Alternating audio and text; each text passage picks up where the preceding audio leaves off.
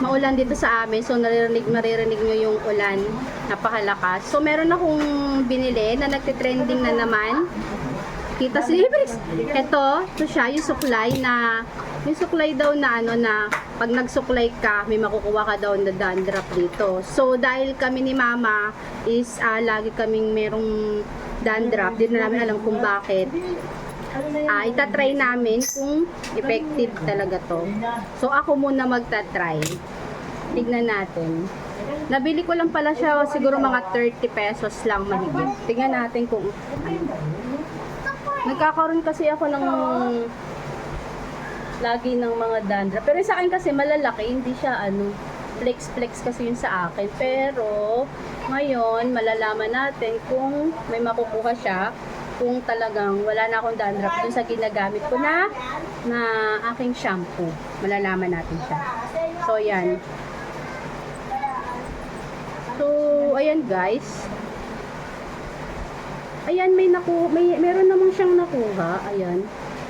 Kung nakikita nyo, ayan, no? Ayan, meron siya. Meron naman pala, ayan. Ayan. Kung nakita nyo, ayan siya. Meron siya, guys.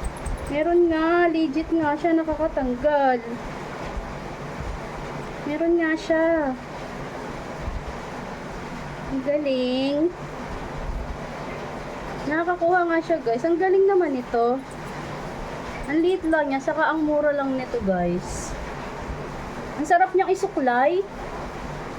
Sarap niyang isuklay. Maganda rin kasing mag-ano, guys. Di ba pag gumagamit tayo ng suyod? Ibig sabihin, effective yung ginagamit ko na shampoo at conditioner. Kasi hindi na malala yung aking dandruff. Unlike nung iba pa yung ginagamit ko. Ayan siya, oh. Ano natin, i-background natin sa black para makita nyo. Ayan, iba-background ko sa black. Ayan, yung puti-puti na yan, ayan yung dandruff na sinasabi ko. Na dumi. Kahit pala feeling natin napakalinis ng buhok natin, hindi pa rin pala. Ayan siya, guys, oh. Ayan, yung nakukuha. Ayan siya. Galing. Sarap niya isuklay. Hindi siya masakit sa hindi siya masakit sa anet. Hindi siya masakit isuklay. Ang sarap niya isuklay, para nakaka-massage. Ganda siya, fairness. Yan, bumili ako ng dalawa kasi si Mama mahilig din yan magsuyod. Nagsusuyod-suyod siya. Kaya binilan ko rin siya kasi nga para nakikita talaga niya yung dumi. Saka maganda din kasi dito, guys. Kinaganda sa kanya, nagustuhan ko rin na nakita ko sa mga nagre-review nito. Kung i-compare mo sa nagsusuyod ka lang, nalalaglag yung mga kumakalat lang yung parang dandruff mo. Ito, kahit wala kang pangsalo na black, di ba dati pag susuklay tayo, nagsasapin pa tayo ng mga dark color para makita natin kung may babaksak na dandruff. Pero ito, guys, nasasalo niya kasi pumapasok dun sa pinaka loob niya. Kung mapapansin nyo, guys, ayan siya, oh. Meron siyang area na pumapasok dun yung dumi ng ating ulo. Ayan siya, oh. Ayan, oh, kung mapapansin nyo. Ayan, oh, ayan, oh. Hindi siya dark. Pag binaba mo siyang ganun, ayan yung pinaka ngipin niya. Siya yung nagpupush nung dumi na nakuha natin sa ating hair.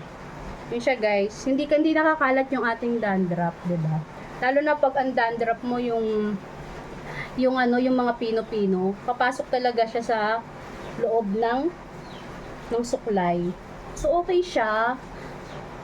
Ginagawa ko kasi pagkabago ko maligo para ma-check ko yung hair ko kung walang dandruff or nagkaroon.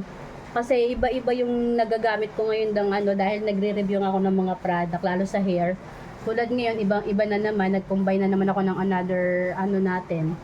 So, tinignan ko ngayon kung okay yung product niya or hindi na i-combine. So, dito ko malalaman. So, ayan, oh, ang dami, no. Ang dami na dyan ako, guys. Ayan siya. Grabe. Habang sinusuklay mo siya, padami yung nakukuha niyang dumi. Ayan siya, oh. Hindi ko sa naglalaglag din sa akin kasi konti lang, eh. Pero habang matagal mo siya matagal mo siyang sinusuklay, dumadami yung mga dumi na nakukuha niya. O, diba? Ang ganda! So, yun lang for today's video, guys. Nagbay lang ako ng dalawa ng product. Maganda siya, makapal, matibay siya. Tapos, malambot din, madali siyang i-use. Igaganyan mo lang para malaglag yung mga balakubak na nasa ulo natin, yung mga dumi. So, yun lang guys for today's video. Plastic din siya guys ha. Thank you for watching!